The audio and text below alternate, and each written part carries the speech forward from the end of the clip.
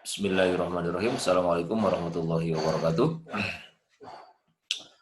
Alhamdulillah, wasyukurillah, wassalatu wassalamu ala rasulillah wa ala alihi wa sahbihi wa mawalah.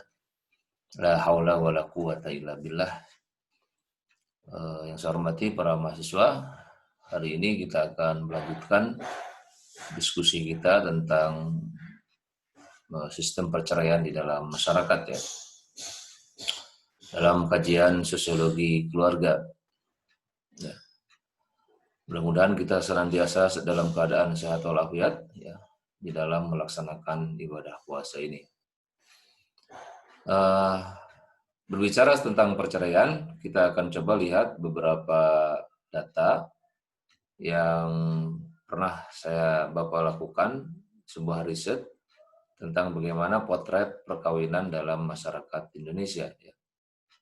Nanti secara sosiologi silakan lebih dipahami dan dibaca lagi bagaimana sebetulnya secara teori perceraian itu terjadi di dalam kehidupan manusia, dalam keluarga yang selama ini terjadi. Baik, kita lihat slide berikut ini ya tentang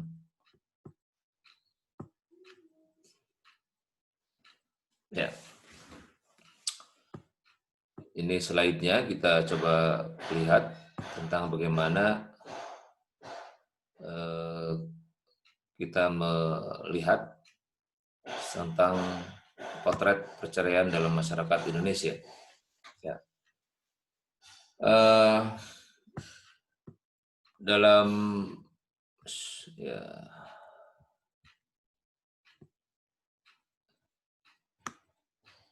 mudah-mudahan bisa kelihatan. Ya, jumlah angka perceraian berdasarkan data yang dihimpun oleh Dirjen Badilag, ini datanya sudah cukup lama, tapi angkanya ya sudah cukup lama, tapi kesimpulannya tetap sama bahwa perceraian itu menunjukkan peningkatan yang sangat tajam. Di sini disebutkan peningkatannya sangat tajam. Ya. Itu perceraian. Hasil studi terkait dengan meningkatnya angka perceraian itu dapat dikaji misalnya dalam Budi Prayitno yang mengungkapkan bahwa tingginya perceraian disebabkan oleh sebagian besar informan kurang memahami makna dan tujuan perkawinan.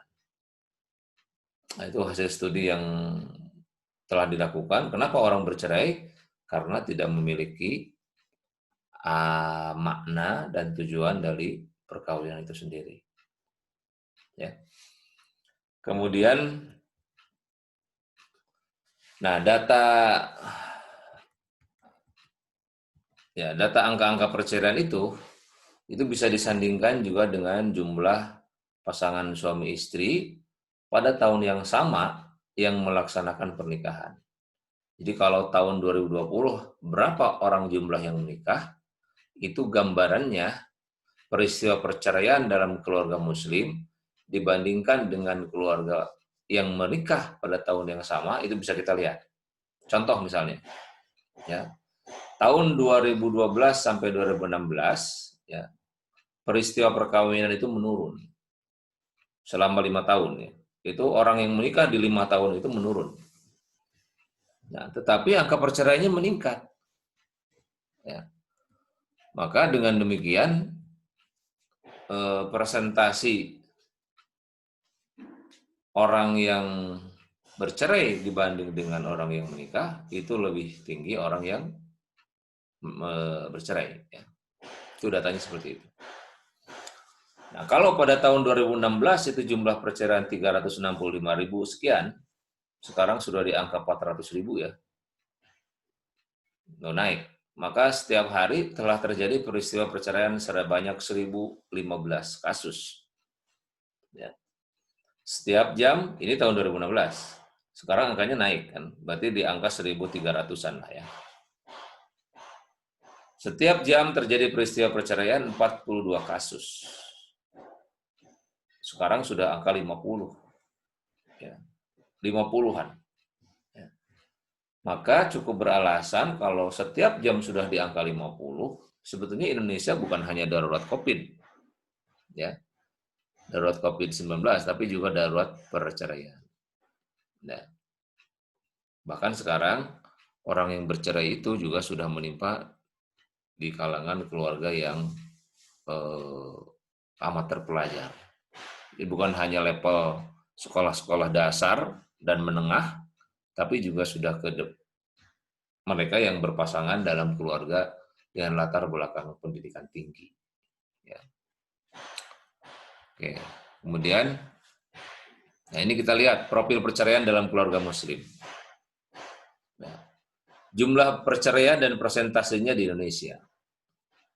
Nah, 2012, 2016 cerai talak jumlahnya setiap tahun terlihat. Ya. Bagaimana peningkatan jumlahnya angka cerai per tahun itu? 19.000 di tahun 2013 atau 6%, naik 6%, turun 2%, naik lagi 3%. Ya. Intinya naik turun jumlah persentase peningkatannya. Nggak pernah ada yang yang stagnan atau juga yang turunnya lebih drastis ya. Yang jelas ada peningkatan lah. Ini peningkatannya itu 2%. 6%, 6%, naiknya 2%, nah itu. Nggak pernah angkanya turun. Meningkat terus. Ya, meningkat terus. Ya. Ini tahun 2015 pernah turun tapi nggak signifikan turunnya. Ya di angka cerai talak, tapi total jumlahnya kan tetap aja lebih tinggi. Oke, itu ya. Jadi selama 5 tahun itu peningkatannya 6%. Ya. Jadi kalau dibuat rata-rata di atas 10.000 pasangan suami istri bercerai, ya. Jadi ada rata-rata di atas 10.000 orang yang bercerai itu jumlahnya ya di antara 5 tahun itu ya 10 ribuan. Ya, kecuali di tahun 2015 saja yang angkanya hanya 8.000 pasangan suami istri. Yang jelas selalu ada peningkatan. Belum ada penurunan. Kurvanya naik terus. Nah, kalau kita mau bicarakan soal darurat perceraian ini dengan darurat COVID, itu sama saja. Sekarang kan kurvanya naik terus. Meskipun Pak Ridwan Kamil sebagai Gubernur Jawa Barat sudah mulai agak turun katanya. Kalau perceraian belum. Terus aja kurvanya naik. Belum ada rencana kurva turun. Nah, kira-kira kita bisa sandingkan dengan seperti itu. Persentase jumlah perceraian dengan pernikahan, nah ini sama ya. Anda bisa lihat coba ya. Orang yang menikah di tahun 2012, orang yang bercerai totalnya ini CT dan CG 304. Ya. Jadi nikah itu 2.200.000 sekian. Yang peristiwa menikah di tahun yang sama. Orang yang bercerai di tahun yang sama itu 304.000. Jadi 13% dari peristiwa perkawinan. Jadi setiap tahun kalau ada 100 yang menikah, maka 13 orang yang berpisah. Dan angkanya setiap tahun naik, lihat di ujungnya 13%, 15%, 17%, 18%, terus naik 20%. Sekarang kalau misalnya naiknya 2% saja tiap tahun, 17, 18, 19, 20, mungkin sudah di angka 25 sampai 26. Ya, jadi 100 orang yang menikah, 26 berpisah. Itu gambarannya seperti itu. Ya. Nah, ini bisa kita juga jelaskan perbandingan jumlah peristiwa perkawinan dengan perceraian setiap tahun meningkat sebanyak 2%. Ya. Adapun jumlah peristiwa nikah selama 5 tahun itu menurun. Sedangkan peristiwa cerai naik sebanyak 6% seperti tabel tadi di atas. Ya. Jadi dengan demikian selama 5 tahun jumlah rata-rata peristiwa nikah dan cerai itu sebanyak 15%. Artinya dari status yang peristiwa nikah akan terjadi peristiwa cerai 15 orang. Itu tahun 2016 ya. Baik, kita lihat berdasarkan provinsi. Ya. Dari provinsi dengan persentase tertinggi perceraian atas pernikahan. Surabaya, Surabaya, Surabaya. Hati-hati ini dengan Surabaya atau Jawa Timur. Jadi data ini bisa menggambarkan kalau kamu menikah berdasarkan data yang ada, itu hindari menikah dengan Jawa Timur. Kira-kira gitu. Ya. Jadi sama dengan kita bicara soal COVID, kalau Anda mau bepergian itu jangan ke Jawa Timur lah kira-kira. Di sana banyak virus. Nah, kira-kira gitu, ya. Ini Jawa Barat belum ada nih sampai 2014, belum pernah jadi juara 3 besar atau juara 4 besar. Ya. Itu persentasenya 21%, 23% terakhir. Ini sampai tahun 2014. Sampai tahun 2015-16 pun tetap masih belum ada Jawa Barat. Jadi kalau mau menikah dengan orang Jawa Barat ya, pilihnya. Ini berdasarkan data ini. Riskan menikah dengan orang Surabaya, Jawa Timur ya, Samarinda, Kalimantan, Banjarmasin, Kalimantan, Bangka Belitung, Sumatera itu riskan. Nah, terakhir masuk ke Semarang, ke Jawa Tengah. Ya, masih 4 besar. Ya. Jadi data ini bisa menggambarkan betapa rentannya perkawinan yang terjadi di daerah-daerah itu. Ya. Oke. Sekarang secara nasional, ya, secara nasional. Ini perbandingkan jumlah perceraian se-Indonesia dengan Provinsi Jawa Barat. Ya. Di nasional, orang yang menikah itu 2 juta sekian, di Jawa Barat 490.000 yang menikah, ya. Sedangkan yang bercerainya 56.000. Artinya 12 orang yang bercerai. Jadi Jawa Barat mah hanya 12. Dari 100 orang yang menikah, 12 orang berpisah. Itu 2012. Terakhir 2016 dari yang menikah 386.000 itu yang bercerai 75.000 atau 19%. Udah 19 tuh angkanya udah naik. Ya. Jadi gimana artinya? Ya Jawa Barat masih di bawah rata-rata nasional. Belum melampaui. Ya, makanya tadi tabel yang di atas itu konsisten. Ya, konsisten dengan tabel yang ini. Ya, oke. Sekarang kita lebih spesifik lagi di wilayah Jawa Barat, ya. Kalau dari segi umur Anda bisa lihat, ya. Kurang lebih dari 20 satu orang, 21 sampai 30, 68 orang 2015 tuh ya. 51 sampai 60. Nah, 2017 itu angkanya semakin tinggi. Ya. Jadi rentan perceraian itu di usia berapa? 21 dan 40 itu rentan. Rentan perkawinan itu rentan dengan banyak masalah di umur 21, 20-an sampai 40. Berdasarkan angka data statistik orang yang bercerai. Ya. Jadi tinggi tuh di situ di angka-angka itu, 30 ribuan. Sementara di angka umur 41 sampai 50 sampai 60 itu mulai turun. Ya. Mulai turun. Ya. Sekarang kalau dilihat dari tingkat pendidikan di Jawa Barat, ini paling banyak SD. SMP, bukan SD, SMA maksud Bapak. SMA ya. Itu SMA tuh paling banyak. Ya, D1, D3, S1, S3 belum.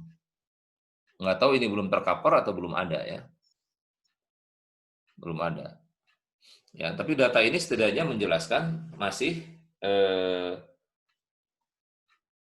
rentan orang yang bercerai di tingkat pendidikan dengan tingkat dasar atau menengah ya. Anda bisa lihat ketahanan keluarga di bidang perceraian di tingkat menengah dan pendidikan tinggi. Kenapa di pendidikan tinggi lebih bertahan dan di tingkat menengah lebih apa namanya? Lebih rentan? Itu bisa diteliti. Ya. Berdasarkan angka-angka ini. Ya. Oke. Apa sih sebenarnya faktor penyebabnya? Tertinggi di dalam keluarga muslim Indonesia itu tidak ada keharmonisan. Lalu ekonomi itu nomor 3 ya. Jadi 3 besarnya nggak harmonis, tidak ada tanggung jawab. Kenapa tidak harmonis? Tidak harmonis itu sebabnya karena terjadi salah paham. Ya. Tidak ada tanggung jawab, artinya dia meninggalkan keluarganya begitu saja. Atau juga memberi nafkah cukup. Kalau ekonomi, jelas-jelas dia nggak bisa menafkahi. Ya. Nafkahi. Ini secara nasional angkanya tidak ada keharmonisan kalau secara nasional. Penyebab tinggi perceraian di Indonesia. Ini bisa dilihat kenaikan dan penurunannya ya dari tahun-tahun sebelumnya. Itu 6.000 di tahun 2013, naik 6.000 sekian. Ya. Kemudian, nah ini di Jawa Barat. Ya. Kalau di Jawa Barat, saudara sekalian, penyebab tertinggi perceraian di Jawa Barat itu ekonomi. Nah, jadi meskipun tadi tabelnya orang Jawa Barat itu tidak lebih riskan dibanding dengan pulau-pulau lain untuk bercerai, tapi faktor penyebab cerainya ekonomi. Ya, jadi istri-istri di Jawa Barat itu senang menggugat suaminya karena suaminya nggak punya uang. Ya, uangnya nggak cukup. Ya. Terus ekonomi, konsisten nih ekonomi untuk Jawa Barat. Kalau nasional tadi bukan ekonomi, ya. Jadi Anda silakan bisa tafsirkan data ini seperti apa. Oke.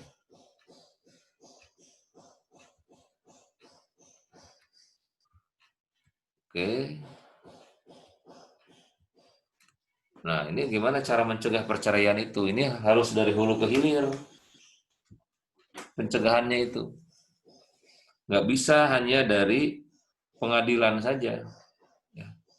Ini harus dari hulu ke hilir. Jadi, dari hulu ke hilir itu artinya orang yang berpisah, ya,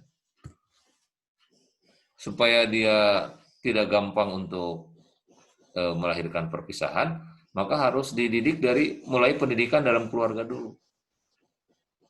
Saat memasuki jenjang pernikahan, saat dalam perkawinan, saat terjadi konflik, lalu pembenahan di pengadilan agama. Nah, ini kalau dijelaskan panjang ini. Ya. Kalau dijelaskan panjang, ya. Tapi kita lihat dari sininya sajalah. Ya, bagaimana pencegahan perceraian itu dari hulu ke hilir. Kita lihat misalnya mencegah dalam saat perkawinan saja, sebab banyak orang yang menikah itu tidak memikirkan resiko konflik dengan pasangan. Ya. Seolah-olah perkawinan itu akan melahirkan kebahagiaan terus. Padahal ya biasa saja dalam perkawinan ada naik turunnya, ada bahagia, ada tidaknya. Ya. Oleh karena itu perlu ada semacam apa ya? Jadi hubungan dalam perkawinan itu perlu ada nasihat-nasihat yang tertanam kokoh, tertanam baik di kalangan pasangan suami istri. Ya. Hubungan dalam perkawinan itu seperti merawat tanaman. Perlu disiram, dipupuk, diperhatikan. Yang melakukannya berdua, suami istri. Ya. Nah, untuk merawat perkawinan, ya, masing-masing harus melakukan perawatan. Kasih tanda petik tuh perawatan. Kenapa harus melakukan perawatan? Agar perkawinan terlihat glowing. Ya. Jangan biarkan masalah demi masalah yang dihadapi itu tidak terpecahkan oleh pasangan. Jadi merawat perkawinan itu mesti dimulai dari hulu ke hilir. Itu dalam saat perkawinan ya, bukan dalam pendidikan dalam keluarga, itu masih jauh. Atau sudah dilewati lah itu, atau sekarang Anda sedang memasukinya itu. Oleh karena itu perlu disadari atau juga perlu diketahui prinsip-prinsip hubungan dalam perkawinan ini supaya kokoh. Misalnya, rumah tangga itu mesti dikendalikan oleh seorang nakhoda yang dipercaya. Nakhodanya suami, istri asisten nakhoda. Ketika asisten nakhoda bermasalah atau nakhodanya bermasalah, maka rumah tangga mulai rapuh. Tak lama lagi, jika mereka menyadari, rumah tangga akan selesai. Ya. Itu pertama. Yang kedua, selalu katakan dengan tegas apa komitmen menikah itu. Ya. Punya mimpi besar berdua atau hanya iseng perkawinan itu? Itu selalu ditanyakan. Kemudian kalau ada masalah di dalam perkawinan, maka yang diselesaikan masalahnya. Jangan mengakhiri hubungan perkawinannya. Nah, ini banyak terjadi, orang menikah kalau ada masalah yang diakhiri itu perkawinannya, bukan masalahnya. Sehingga angka perceraian tinggi. Ya. Kemudian juga harus disadari bahwa kekokohan perkawinan bukan terletak dari seberapa besar cinta masing-masing pasangan, ya, harta yang dimiliki masing-masing, dan tingkat pendidikan serta status sosial masing-masing, melainkan kekokohan perkawinan itu terletak pada keterampilan masing-masing pasangan menyelesaikan konflik. Jadi intinya, sehebat apapun rasa cinta terhadap pasangan, kalau nggak terampil menyelesaikan konflik, perkawinan bisa bubar, bercerai. Ya, oleh karena itu, suamimu bukan malaikat yang tidak bisa salah, dan juga istrimu bukan bidadari yang selalu sempurna. Harus saling menyadari. Ya. Nah, supaya bahagia, syarat menikah itu adalah iman. Syaratnya. Kemudian sisanya saling percaya antara suami dan istri. Ya. Dan kalau mau sukses dalam perkawinan, maka pernikahan yang sukses dilakukan dengan mencintai pasangan dalam waktu yang lama. Ya. Kemudian bagi para suami, setelah menjadi istri, bagi para istri maksudnya, setelah menjadi istri, maka wanita itu milik suaminya yang paling terakhir. Nah, ini banyak sekali di pengadilan orang yang tergoda dengan pihak lain atau pihak ketiga, sehingga suaminya menimbulkan ketegangan hubungan di antara mereka. Ya. Nah, kira-kira itulah gambaran saudara sekalian tentang bagaimana potret perceraian dalam masyarakat kita. Ya, ini strateginya harus dicegah dari hulu ke hilir. Kalau sudah di pengadilan, itu sudah kanker stadium 4. Sulit sekali. Ya, makanya di saat dalam pernikahan inilah hubungan-hubungan itu harus diperbaiki dengan baik. Ya, baik. Itu saja mungkin ya penjelasan tentang sistem perceraian dalam masyarakat. Nanti dalam masyarakat itu banyak juga hal-hal yang terkait dengan perceraian. Ya. Jadi misalnya dalam masyarakat barat, kemudian disuruh meninggalkan tempat, kemudian disuruh bajunya dikeluarkan, itu merupakan tanda-tanda awal dari perceraian. Ya. Baik, mungkin yang barusan tidak terkait banyak dengan sosiologi, tapi mudah-mudahan itu memperkaya tentang bahan perkuliahan kita pada hari ini. Selanjutnya silakan Anda mendiskusikan topik makalahnya, kemudian sebagaimana biasa bertanya, dicatat, kemudian yang merespon, kemudian yang memberikan komentar, yang bertanya, diberi catatan, dan tolong diberi kesimpulan terakhir oleh moderator menjadi kesimpulan yang baik di akhir perkuliahan. Terima kasih. Assalamualaikum warahmatullahi wabarakatuh.